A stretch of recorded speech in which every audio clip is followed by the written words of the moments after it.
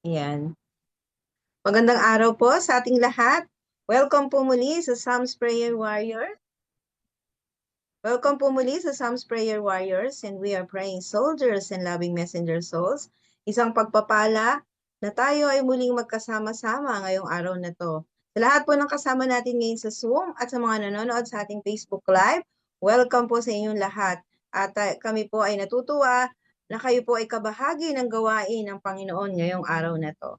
Ang ating pong team ngayon para sa buwan na to ay Women of Faith, at ang ating pong pag-uusapan ngayong araw na to ay si Jochebed, isang ina na piniling magtiwala sa Diyos kahit sa gitna ng panganib at kawalan ng kasiguraduhan. Ayan po. Sabi nga po sa Hebrews 11:23, by faith, Moses, when he was born, was hid 3 months of his parents because they saw he was a proper child and were not afraid of the king's commandment. Ayan, napakaganda po ng paalala nito sa atin na ang tunay na pananampalataya ay hindi natatakot, kundi kumakapit sa pangako ng Diyos kahit hindi pa natin nakikita ang buong plano niya. So, ngayong araw pong ito, inaanyayahan ko po na bawat isa sa atin, buksan po natin ang ating mga puso at tayo po ay magpalakas na ating pong pananampalataya sa pamagitan po ng mensahe na ating pong maririnig. Para sa ating pong program, ang ating pong opening prayer ay pagkakaloob ni Sister Maria Teresa Laitong, at ang ating musical opening ay pagkakaloob ni Sister Ampi Garcia, at ang ating pong speaker ngayong tanghali ngayong gabi na to, walang iba po kundi si Ma'am Janice Masaling. At ang ating pong appeal song, pagkakaloob ni Ma'am Sheila Bertudaso. Mamaya po, pagkatapos po ng ating pong speaker, magkakaroon po tayo ng chance na magtanong about sa mensahe po na ating pong napakinggan. At pwede din po tayo magbigay ng ating pong short reflection, at ito po ay papacilitate ng walang iba, ang ating pong my dear si MC Tibor. At ang ating pong closing prayer, pagkakaloob po ng ating pong speaker, at ang ating pong intercessory prayer ay pagkakaloob ni Sister Isa Abogade. Bago ko po ibigay sa ating mga participants ngayong umaga, ngayong tanghali na to, batiin ko muna po yung mga nandito sa loob ng Zoom. Ayan po, sa screen ko po, unang-una po, si Ma'am Ardel. Ayan. Andyan din po si Sister MC Tibor. And of course, si Ate Nisita Katoliko. Andyan din po si Nanay Lucy Dungo. At ang ating pong muse, walang iba kundi si Sister Annie Barrios. Andyan din po si Sister Maria Teresa Lightong. And of course, si Ate Edna Monte Hermoso. Andyan din po si Sister MK, si Sister Mayflor de los Santos, at si Ate Ems Kalika. Andyan din po si Sister Jenny Valdez. And of course, si Ma'am Janice. Andyan din po si Ate Raquel Humitilco at si Ate Rosen Puno. Andyan din po si Sister Ampi Garcia, and of course, ang ating pong loving Ma'am Shinene at si Sister Geraldine To. Ayan, ibigay na po natin ang ating pong opening prayer. Ate Tess?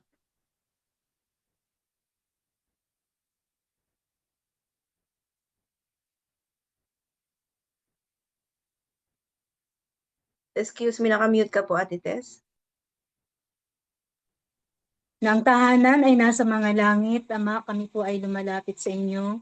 Magbibigay papuri sa pamamagitan ng special song na ipagkakaloob po ni Sister Ampi Garcia. Ganun din po, Ama, ang mga iba pa pong worship leaders, ang speaker, lalo na po, Ama, na siya po ay pagkakalooban ninyo ng knowledge at wisdom, at ang Banal na Espiritu po nawa ang mangunguna sa amin sa oras na ito. Lahat ng mga nandirito po ng mga kapatiran, kami po nawa ay nagpapasalamat sa panibagong buhay at lakas na ibinigay niyo po ngayong araw ng Webes, na kami po ay patuloy na mag-aaral ng inyo pong salita tungkol po kay Jochebed, na ito po ay magbibigay at kalakasan ng aming kanya-kanyang pananampalataya at mabuting relasyon po sa inyo, Ama.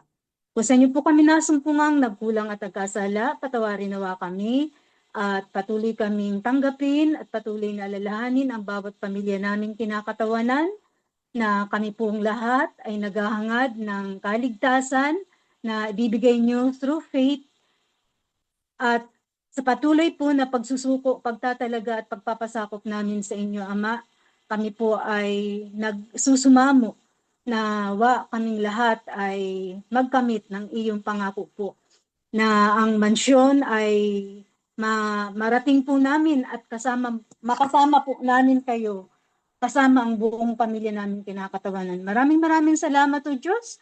Nawa po pagpalain sa lahat naming pag-aaralan at ang bawat isa ng mga naka-join at sa mga hindi pa po. Salamat po sa patnubay at gabay. Ang lahat pong ito ay aming tinanggap at pinasalamatan ng marami. In Jesus' name. Amen. Amen. Thank you so much po, Ate Tess too. Ayan po, bigay na po natin kay Sister Ampi.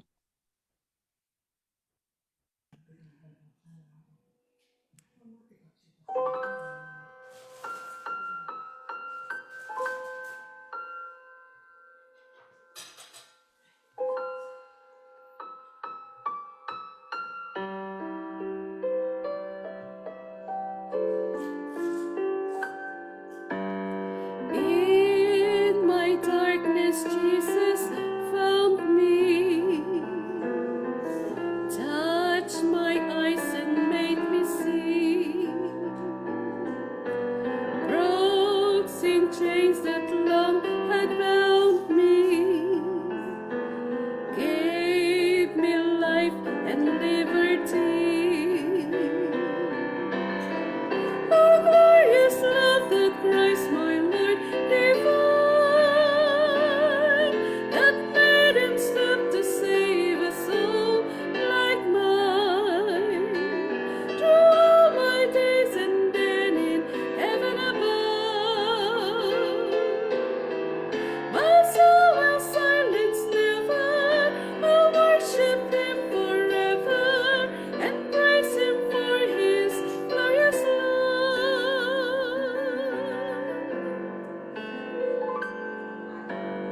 Oh, amazing truth to ponder. He whom angels attend, Lord of heaven, God's Son, what wonder! He became the sinner's friend. Oh, glorious love that Christ my Lord divine, that made him stop to save a soul like mine. Through all my days and then in heaven above, my soul will silence never. I'll worship him forever and praise him for his glorious love. Oh, glorious love that Christ my Lord divine, that made him stop to save a soul like mine. Through all my days and then in heaven above, my soul will silence never. I'll worship him forever and praise him for his glorious love.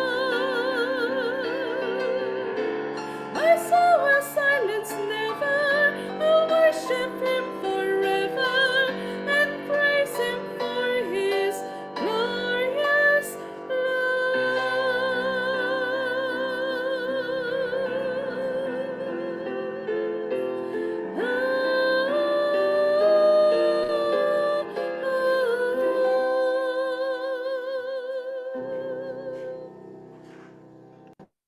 Amen.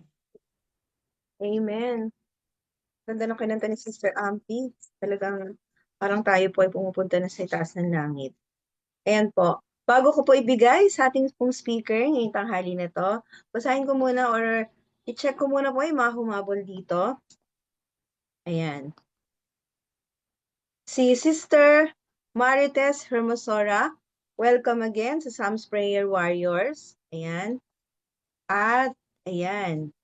Wala na po ba ako nakalimutan? Ngayon. Okay po. At ngayong araw na to, tunay pong isang pagpapala na muli tayo magkasama-sama sa isang makabuluhang magpagtitipon na ito. Ngayong araw na ito, tayo po ay dadalhin sa isang napakagandang paksa si Jochebed and Women of Faith na may temang nagbibigay inspirasyon sa bawat isa. Ayan po. Ibigay na po natin sa ating pong speaker, Ma'am Janice.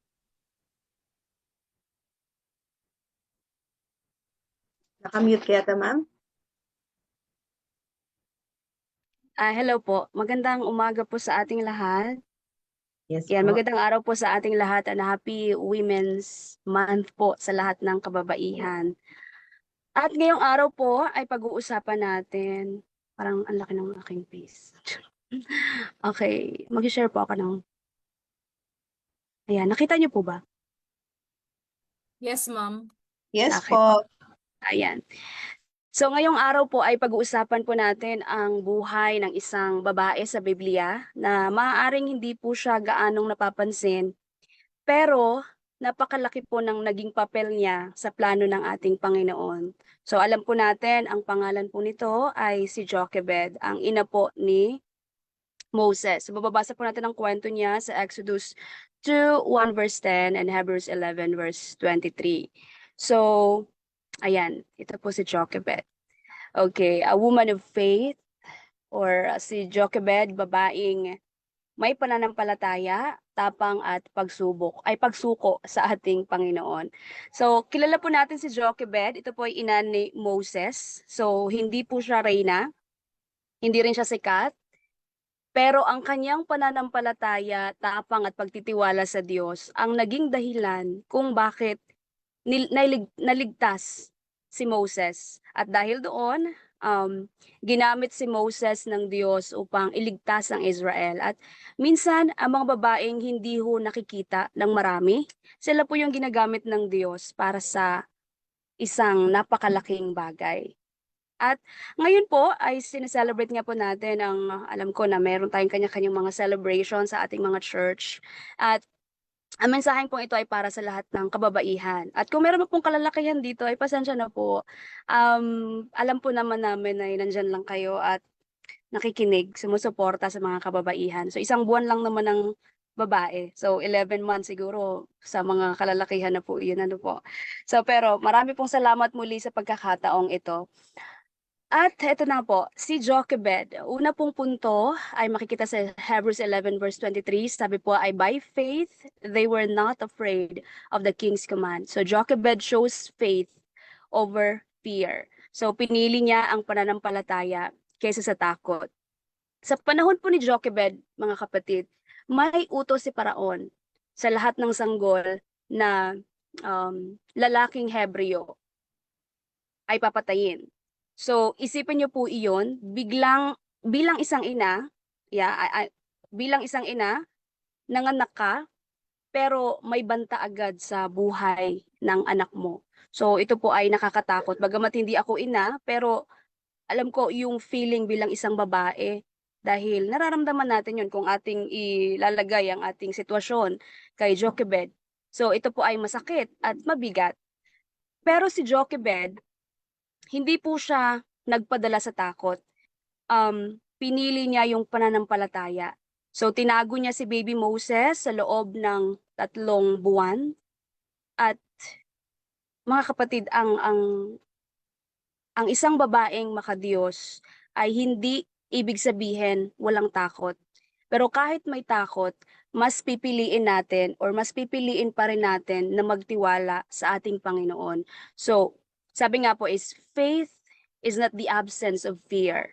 Faith is trusting God in the middle of fear. At ito po yun. So, maraming babae po ngayon ang may mga laban na hindi nakikita ng iba. At meron pong mga nanay na pagod na pero tuloy pa rin. May mga single moms na umiiyak sa gabi pero lumalaban pa rin sila sa umaga. And may mga teachers na drained na pero nagtuturo pa rin ng may pagmamahal. May mga babae sa church natin na tahimik lang pero sila yung malakas manalangin. At meron tayong mga anak na babae na may pinagdadaanan pero hindi sumusuko. Kaya mga kapatid, baka walang nakakakita ng pagod natin. Isipin natin na walang nakakakita ng pagod. Pero lagi nating alalahanin na nakikita tayo ng Diyos. So meron isang halimbawa, parang isang isang nanay na kulang ang budget.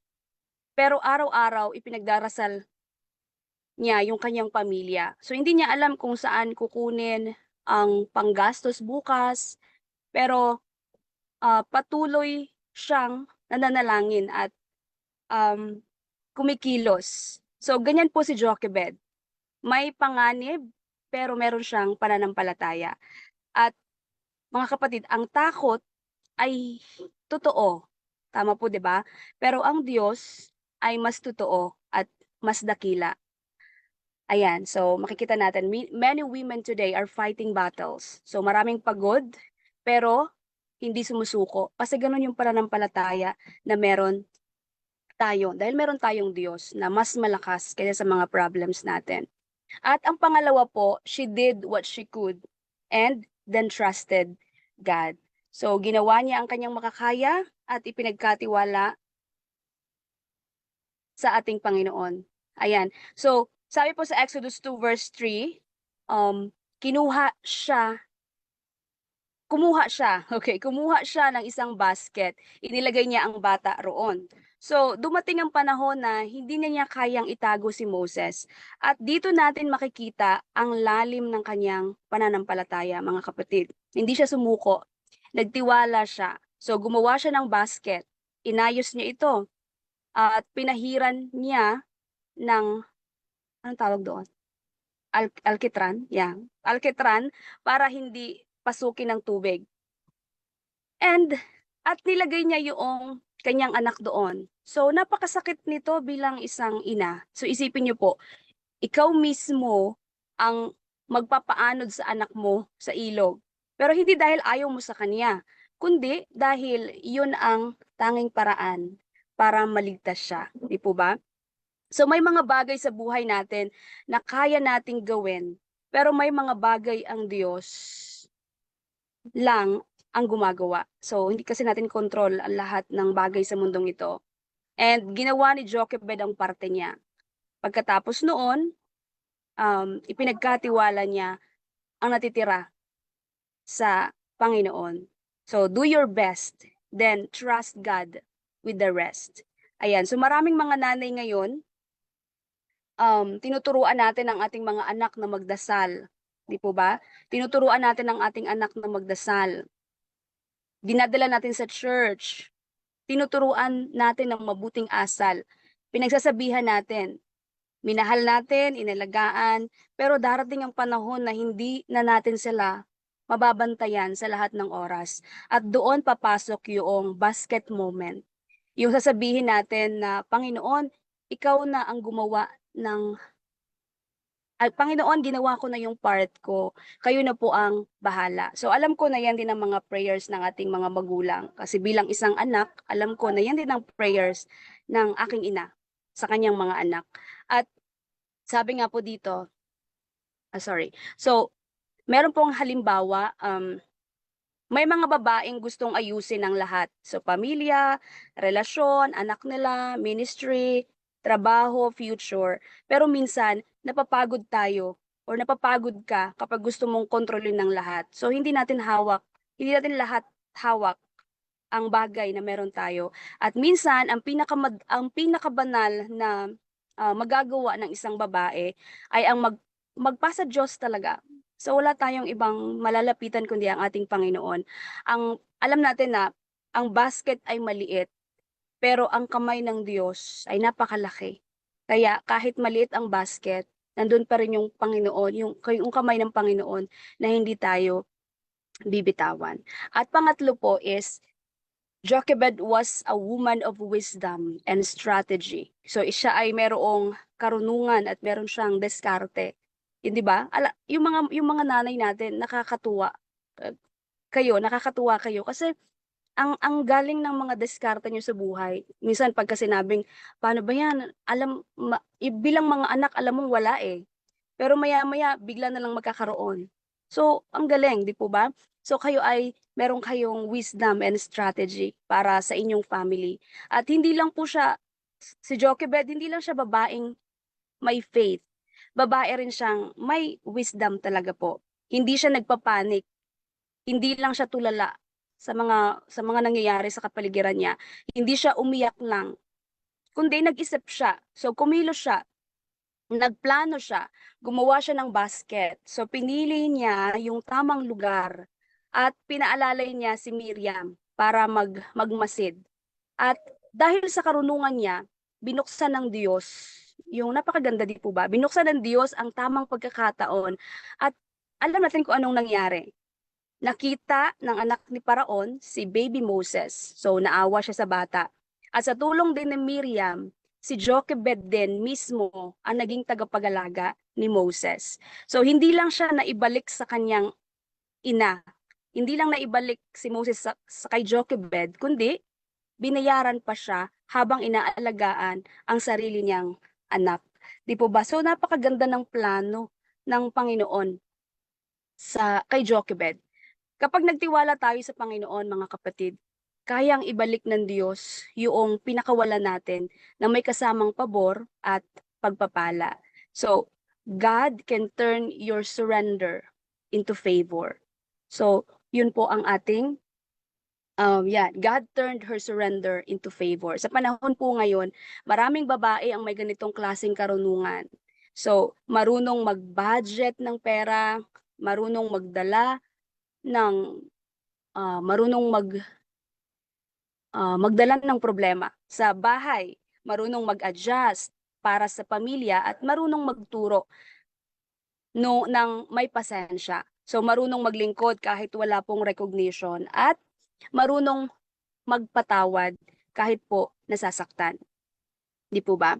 So, hindi kahinaan ng pagiging babae. Sa Biblia po, ang babae ay maaaring maging matatag, matalino, mapanalanginin, mapagkalinga, may diskarte at may paninindigan. So, halimbawa po, may mga babae sa church na hindi laging nasa harap, pero sila ang maagang dumarating, naghahanda. 'Di ba po sa loob ng church, mga kababaihan ang masisipag magpakain ng mga bisita, mag-entertain ng mga bisita. Yan, maagang dumarating, naghahanda sila, nananalangin, nag-aasikaso, umaalalay sa gawain. Tahimik lang sila, pero malaki ang ambag nila sa kaharian ng Diyos. So ganyan po si Jochebed.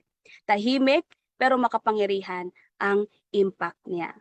Ayan. So, ang tahimik na pananampalataya, pang-apat na po ito, ang tahimik na pananampalataya, her quiet faith produced a great purpose. So ang pananampalataya ni Jochebed ay nagluwal ng dakilang layunin. Si Jochebed ay hindi kasing sikat ni Moses. Si Jochebed ay hindi kasing kilala ni Moses. Pero tandaan natin ito, kung walang Jochebed, walang Moses. Ang batang inilagay niya sa basket, siya ang lumaki at naging tagapagligtas ng Israel mula sa Egypt, mula sa mga Egyptians. Humarap kay Paraon, ginamit ng Diyos sa Red Sea, tumanggap ng 10 Commandments, naging dakilang leader ng bayan ng Diyos. At saan ba nagsimula po ang lahat? Sa isang ina na may pananampalataya, napakalalim ng kwentong ito. At napakaganda habang binabasa mo siya, talagang matatouch ka, mababalikan mo yung kwento kung ano si Jochebed, kung paano nagkaroon ng Moses. It's because of Jochebed, dahil ginamit ng Panginoon si Jochebed. So, ang tahimik nating pagsunod, mga kapatid, ngayon ay maaari itong magbunga ng malaking himala sa ating bukas, mga kapatid. Kaya baka may mga babae dito na iniisip na bahay lang naman ako, nag-aalaga lang naman ako, nagtuturo lang naman ako, nag-aayos lang naman ako sa church, nagpe-pray lang naman ako. Lagi nating sinasabing lang, babae lang ako. Simple lang naman ang role ko. Pero mga kapatid, sa Diyos, walang maliit na gawain kapag ito ay ginagawa or ginawa ng merong pananampalataya. We're not just a woman. We are women po. Hindi natin pwedeng sabihin na babae ka lang. Babae lang ako. Yan. So sabi nga po dito, sa isang halimbawa ay may isang guro na nagtuturo ng may pasensya. So hindi niya alam, may mga batang magiging leader balang araw dahil sa encouragement niya. Ang isang nanay na laging nagdadasal, baka hindi niya alam, may anak siyang magiging pastor, missionary, teacher at instrument of God. At alam kong meron na dito sa atin ngayon ang nakikita yung result ng ating pagsasacrifice. Dahil meron na tayong mga anak na naglilingkod sa ating Panginoon. At ang isang babaeng faithful sa maliit na ministry, baka hindi niya alam, siya ang dahilan kung bakit may nagpapalakas na kaluluwa. Di po ba? So mga kapatid na mga kababaihan, baka may Moses sa buhay natin na hindi natin pa nakikita. So, ayan po. And then, yan, panglima, last na po ito. Lessons from Jochebed for women today. So, ang tunay na babae ng Diyos ay matapang. Hindi matapang na maghahamon ng away. Alam po natin, di po ba? Matapang hindi dahil wala siyang problema. Hindi dahil mas malaki ang Diyos. Ano daw? Ang tunay na babae ng Diyos, a true woman, is courageous. Matapang siya. Hindi dahil matapang siya, dahil kaya niya lahat. Kundi, dahil mas malaki ang Diyos kaysa sa ating mga problema. And then, ang tunay na babae ng Diyos ay marunong magtiwala. So, ginagawa niya ang kaya niya at ipinagkakatiwala sa ating Panginoon. At ang pangatlo, a true woman of God has wisdom in discernment. So, ang tunay na babae ng Diyos ay may karunungan, hindi lang puro emosyon. Mayroon tayong discernment, meron tayong diskarte, at meron tayong panalangin. And then a woman's sacrifice is never waste in God's hands. So, ang sakripisyo po ng isang babae, mga kapatid, ay hindi nasasayang sa Diyos. Maaaring hindi makita ng tao, pero nakikita ho ng ating Panginoon. And a woman of faith can shape the future through prayer, teaching, care, and obedience. Ang isang babae pong may pananampalataya ay kaya pong humubog ng kinabukasan sa pamamagitan po ng panalangin, pagtuturo, pag-aaruga, at pagsunod sa ating Panginoon. So, ngayon pong Women's Month, hindi lang natin to pinagdidiriwang yung lakas ng kababaihan. Ipinagdidiriwang natin ito dahil meron tayong faith. May mga babaeng tulad ni Jochebed, may luha tayo, yan, lumuluha talaga tayo. Iniiyakan natin ang ating mga anak kapag talagang nawawala na sila, naliligaw sila ng landas. Pero yung luha natin, hindi yung luha ng wala ng pag-asa, kundi luha iyon ng may tiwala, may takot.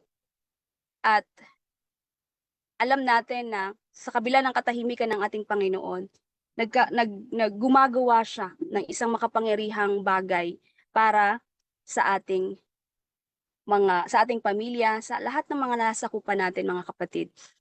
At mga kapatid, minsan ang babaeng may hawak ng basket, siya pala ang may hawak ng kinabukasan. At para sa lahat po ng kababaihan ngayon, kung pagod na po tayo, may times talaga na pagod tayo, may Diyos po tayong magpapalakas sa atin. At kung natatakot tayo, may Diyos tayong masasandalan at pakiramdam natin na maliit lang tayo. May Diyos tayong nagbibigay ng dakilang layunin. Kaya, sabi nga po ay, women of faith may look ordinary, but in the hands of God, they carry extraordinary purpose. Kaya mga kapatid, sabi po ay, sometimes the woman, di ko makita. Ayan, women of faith may look ordinary, but in the hands of God, they carry extraordinary purpose. If you are tired, God will strengthen you. If you are afraid, God will hold you. If you feel small, God's still a great purpose for you. Kaya mga kapatid, sabi nga, in the hands of God, women's carry an extraordinary purpose. At marami pong salamat at pagpalain po tayong lahat ng ating Panginoon.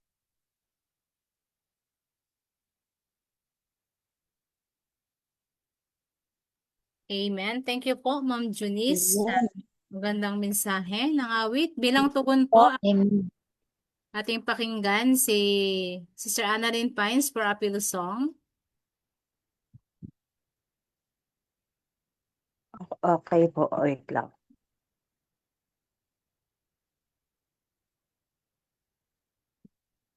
Wala pa akong nahanap na pang-appeal song, pero ito ay alam ko kung gaano ang Panginoon gumawa sa buhay ng isang babae.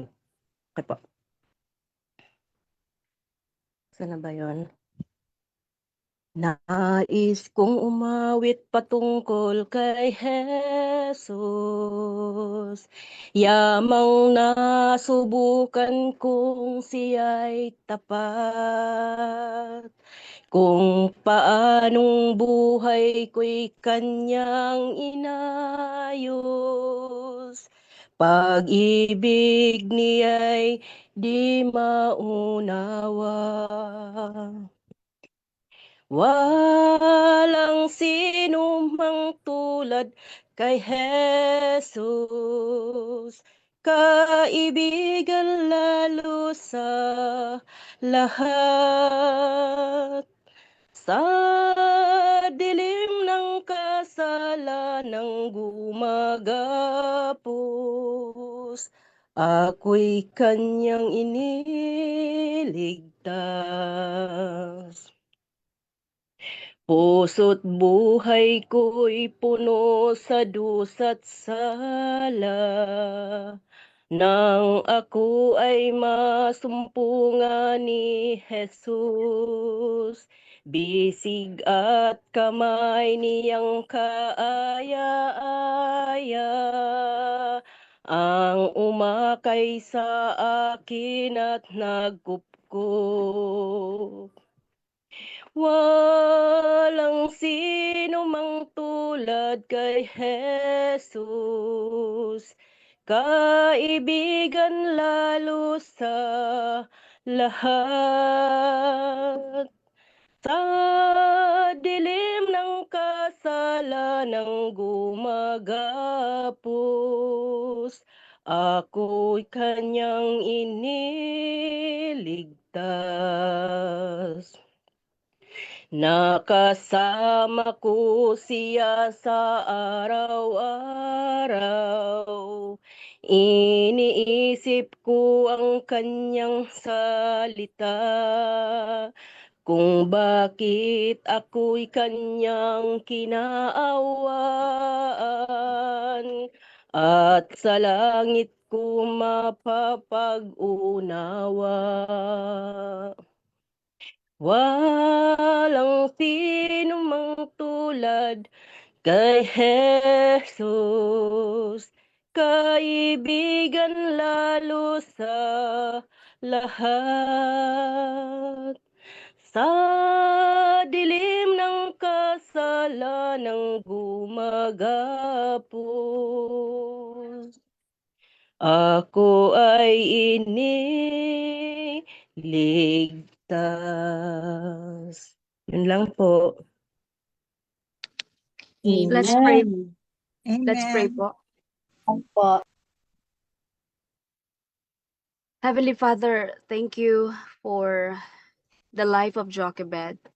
Thank you for her faith, her courage, her wisdom, and her surrender. Father, bless every one of us here. Bless every mother, every daughter, every sister, every teacher, every worker, every servant in the church. For those who are tired, give them strength, Father. For those who are afraid, give them faith. For those who are carrying burdens, remind them that you are with them. Teach us to trust you like Jochebed, to do our part, to surrender what we cannot control, and to believe that you are working even in hidden places. May every woman here know that she is seen, valued, loved, and used by God for a holy purpose. In Jesus' name we pray. Amen. Amen. Thank you so much po, Ma'am Junice. Amen. Ayan. Thank you so much din po sa naka-join sa atin pong Facebook Live. At thank you so much sa pag-join, Ate Mabel. Ayan, welcome ka sa ating Psalms Prayer Warrior. Okay po, let's continue for, for our picture taking po.